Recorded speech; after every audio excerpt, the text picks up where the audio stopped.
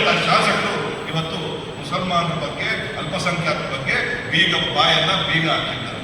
ಈಗ ಅವರಲ್ಲಿರುವಂತಹ ಹೊಸ ಕಾರ್ಯಕ್ರಮ ಹಿಂದೂಗಳು ನಾವೆಲ್ಲ ಒಂದು, ಹಿಂದೂ ನಾವೆಲ್ಲ ಒಂದು ಅನ್ನೋ ಈ ಶಾಸಕರು ಇವತ್ತು ಹಿಂದೂ ಧರ್ಮವನ್ನು ಹೊಡೆಯುವಂತ ಕೆಲಸವನ್ನ ಮಾಡ್ತಾ ಇದ್ದಾರೆ.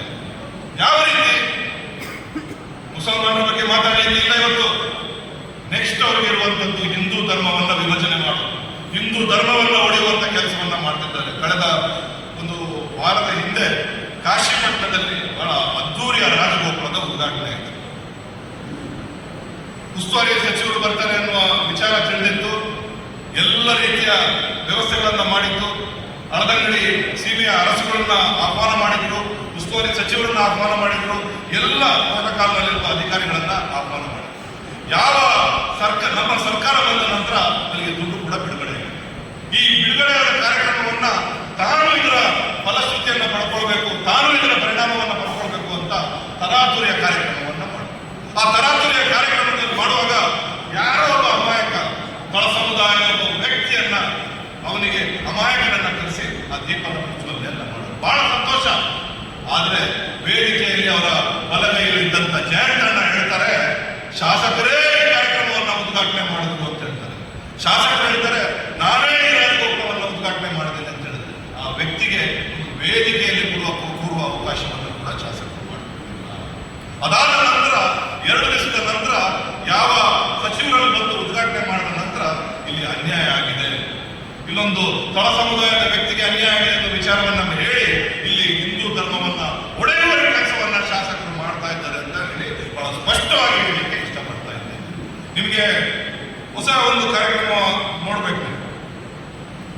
ಎಲ್ಲಿ ನಮ್ಮ ಕಾಲ ಅಧಿಕಾರಕ್ಕೆ ಬಂದ್ರೆ 15 ಲಕ್ಷ ರೂಪಾಯಿ ನಿಮ್ಮ ಜೇಬಿಗೆ ಹಾಕಿ ಯಾವ್ದಾದ್ರು ಬಂದಿದ್ಯಾ?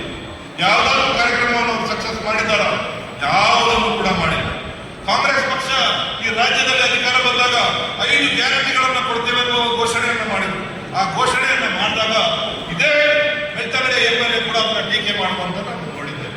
ಇದೊಂದು ಬಿಟ್ಟಿ ಭಾಗ್ಯ ಅನ್ನೋ ವಿಚಾರವನ್ನು ಕೂಡ MLA ಹೇಳಿದ್ರು. ಆದ್ರೆ ಇವತ್ತು MLA ಅವರೇ, ನೀವು ಎಲ್ಲೇ ಇರಿ, ಈ ಒಂದು ಅಂಕಿಅಂಶವನ್ನ ನೀವು ಕೇಳಬೇಕಾಗ್ತದೆ. ಸರ್ಕಾರ ಹಣ ಕೊಡ್ತಾ ಇಲ್ಲ, ಸರ್ಕಾರ ಹಣ ಕೊಡ್ತಾ ಇಲ್ಲ ಅಂತ ಹೇಳ್ತಾ ಇದ್ದೀರಿ. ಆದ್ರೆ ಯಾವ್ದಾದ್ರು ಒಂದು ಹಣ ಬಂದ್ರೆ ಪೋಸ್ಟರ್ ಹಾಕೋ ಮುಖಾಂತರ ಶೋ ಕೊಡುವ ಕೆಲಸವನ್ನ ನೀವು ಮಾಡ್ತಾ ಇದ್ರಿ. ಎಲ್ಲಿಂದ ಬಂದು MLA ಅವರೇ ಈ ಹಣ ಅಂತ ಕೇಳಲಿಕ್ಕೆ ಇಷ್ಟಪಡ್ತಾ ಇದ್ದೇನೆ. ಇವತ್ತು ಗೃಹಲಕ್ಷ್ಮಿಯಲ್ಲಿ 261 ಕೋಟಿ ರೂಪಾಯಿ ಬೆಳ್ತಂಗಡಿ ಒಂದೇ ತಾಲೂಕಿಗೆ ಬಂದಿದೆ ಅಂತ ಹೇಳಿದ್ರೆ ಒಂದು ಹೆಮ್ಮೆಯ ವಿಚಾರ ಅಂತ ಹೇಳಲಿಕ್ಕೆ ಇಷ್ಟಪಡ್ತಾ ಇದ್ದೇನೆ. ಈ 261 ಕೋಟಿ ರೂಪಾಯಿ 58,854 ಮಹಿಳೆಯರಿಗೆ ಅಂತ ಹೇಳಿದ್ರೆ 58,000 ಕುಟುಂಬಗಳಿಗೆ 251 ಕೋಟಿ ರೂಪಾಯಿ ಬರ್ತಾ ಇದೆ.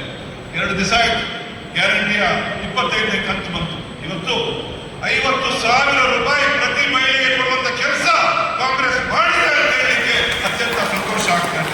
ಗೃಹ ಜ್ಯೋತಿಯ ಮುಖಾಂತರ 108 ಕೋಟಿ ರೂಪಾಯಿ, ಇದರಲ್ಲಿ ಮಹಿಳೆಯರು ಶ್ರೀಮಂತರಿಲ್ಲ, ಎಲ್ಲರ ಮನೆಗೂ 200 ಯೂನಿಟ್ ಕರೆಂಟ್ ಕೊಡ್ತಾ ಇದ್ದಾರೆ, ನನ್ನ ಮನೆಗೂ ಕೂಡ ಕೊಡ್ತಾ ಇದ್ದಾರೆ.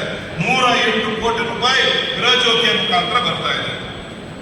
ಅನ್ನಭಾಗ್ಯ ಸಿದ್ದರಾಮಯ್ಯನವರು 2013ರಲ್ಲಿ ಮುಖ್ಯಮಂತ್ರಿಗಳಾದಾಗ ಪ್ರಥಮ ಬಾರಿಗೆ ಕಾರ್ಯಕ್ರಮವನ್ನು ಕೊಟ್ಟರು. 55 ಕೋಟಿ ರೂಪಾಯಿ ಬೆಳ್ತಂಗಡಿ ತಾಲೂಕಿಗೆ ಬರ್ತಾ ಇದೆ ಅಂತ ಹೇಳಿದ್ರೆ ಎಲ್ಲ ಬಡವರನ್ನ ಬಡತನ ನಿರ್ಮೂಲನೆ ಮಾಡುವಂತ ಕೆಲಸವನ್ನ ಕಾಂಗ್ರೆಸ್ ಸರ್ಕಾರ ಮಾಡ್ತಾ ಇದೆ. ಇವತ್ತು ಶಕ್ತಿ ಯೋಜನೆ, ಬೆಳ್ತಂಗಡಿ ಬಹುಶಃ ರಾಜ್ಯದಲ್ಲೇ ಒಂದು ಅತ್ಯಂತ ಪ್ರಭಾವ ಬೀರುವಂತಹ ಒಂದು ಡಿಪೋವನ್ನ ಹೊಂದಿರುವಂತ ಧರ್ಮಸ್ಥಳ ಡಿಪೋವನ್ನ ಹೊಂದಿರುವಂತ ಕ್ಷೇತ್ರ. ಬೆಳ್ತಂಗಡಿಯ ಧರ್ಮಸ್ಥಳದಿಂದ ರಾಜ್ಯದ ಎಲ್ಲ ಜಿಲ್ಲೆ ತಾಲೂಕುಗಳಿಗೂ ಕೂಡ ಬಸ್ ಇದೆ. ದೂರದ ಬೀದರಿಗೆ ಬಸ್ ಇದೆ, ಬಿಜಾಪುರ, ಹುಬ್ಬಳ್ಳಿ, ಧಾರವಾಡ, ಗದಗ ಎಲ್ಲ ಕಡೆ ಬಸ್ ಇರುವಂತ ಒಂದು ಡಿಪೋ. ಈ ಡಿಪೋ ಅಲ್ಲಿ 2,91,00,000 ಟಿಕೆಟ್ಗಳನ್ನ ಮಹಿಳೆಯರು ಉಪಯೋಗವನ್ನ ಮಾಡಿ ರಾಜ್ಯದ ಉದ್ದಗಲಕ್ಕೂ ಸಂಚಾರ ಮಾಡಿದ್ದಾರೆ ಅಂತ ಹೇಳಿದ್ರೆ ಇದು ಕಾಂಗ್ರೆಸ್ ಪಕ್ಷದ ಕಾರ್ಯಕ್ರಮ ಅಂತ ಹೇಳಲಿಕ್ಕೆ ಅತ್ಯಂತ ಸಂತೋಷ ಆಗ್ತಾ ಇದೆ. ಇವತ್ತು ಯಾಕೋ ಕಾಂಗ್ರೆಸ್ ಅಧಿಕಾರಕ್ಕೆ ಬರುವ ಮುಂಚೆ ಈ ಜಿಲ್ಲೆಯಲ್ಲಿ ಒಂದು ಉದ್ವಿಗ್ನವಾದ ವಾತಾವರಣ ಇತ್ತು. ಯಾವ ವೇದಿಕೆಯಲ್ಲಿ ನೋಡಿದ್ರು ಇಲ್ಲಿಯ ಶಾಸಕರು ಅಲ್ಪಸಂಖ್ಯಾತರನ್ನ ಘೋಷಣೆ ಮಾಡಿ ಅಲ್ಪಸಂಖ್ಯಾತರ ವಿರುದ್ಧ ಮಾತಾಡೋದು, ಅವರು ಜಿಹಾದಿಗಳು, ಹಿಜಾಬ್, ಹಲಾಲ್ ವಿಚಾರ ಮಾತಾಡೋದು, ಅವರು ಡೀಸೆಲ್ ಕದಿಯೋರು, ಅವರು ತಮ್ಮ ಮಸೀದಿಗಳಲ್ಲಿ ಟ್ಯೂಬ್ ಲೈಟ್ ಕದಿಯೋರು, ಡೀಸೆಲ್ ಕದಿಯೋರು, ಅವ್ರ ಕಂತ್ರಿಗಳು ಈ ರೀತಿಯ ಕ್ಷುಲ್ಲಕ ಕಾರಣಗಳಿಗೆ ಒಂದು ಅಲ್ಪಸಂಖ್ಯಾತರನ್ನ ದೂಷಣೆ ಮಾಡುವಂತ ಕೆಲಸ ನೋಡೋಣ. ಇವಾಗ ಮಾಡಿ ಸಿದ್ದರಾಮಯ್ಯ ಮತ್ತು ಪರಮೇಶ್ವರ್ ಅವರ ನೇತೃತ್ವದಲ್ಲಿರುವ ಸರ್ಕಾರ ನೋಡೋಣ ಇವಾಗ ಮಾಡಿ ಯಾವುದಾದ್ರೂ ಒಂದು ಭಾಷಣ ಅಲ್ಪಸಂಖ್ಯಾತರ ವಿರುದ್ಧ ಮಾತಾಡಿದ್ರೆ ಇಲ್ಲಿ 2 ಅಧಿಕಾರಿಗಳು ಹೇಳಿದ್ದಾರೆ ಅದೇ ಕೇಂದ್ರದಿಂದ ತುಂಬುತ್ತೇವೆ ಅನ್ನೋ ವಿಚಾರವನ್ನ ಕಟ್ಟೆಚ್ಚರವನ್ನ ಕೊಟ್ಟಿದ್ದಾರೆ. ಶಾಸಕರ ಬಾಯಿಗೆ ಬೀಗ ಹಾಕುವಂತ ಕೆಲಸವನ್ನ ಇಲ್ಲಿ ಅಧಿಕಾರಿಗಳು ಕಾಂಗ್ರೆಸ್ ಸರ್ಕಾರ ಮಾಡಿದೆ. ಈ ವಾರ್ನಿಂಗ್ ಇನ್ನು ಅವ್ರಿಗೊಂದು ಹೊಸ ಗ್ಯಾರಂಟಿ, ಇನ್ನು ಒಂದು ವೇದಿಕೆಯಲ್ಲಿ ಏನಾದ್ರು ಮಾತಾಡಿದ್ರೆ ಪರಪ್ಪನ ಅಗ್ರಹಾರ ಗ್ಯಾರಂಟಿಯನ್ನು ಕೂಡ ಈ ಶಾಸಕರಿಗೆ ನಮ್ಮ ಸರ್ಕಾರ ಕೊಡುತ್ತೆ ಅನ್ನೋ ವಿಚಾರವನ್ನ ಬಹಳ ಸ್ಪಷ್ಟವಾಗಿ ಹೇಳಲಿಕ್ಕೆ ಇಷ್ಟಪಡ್ತೇನೆ. 5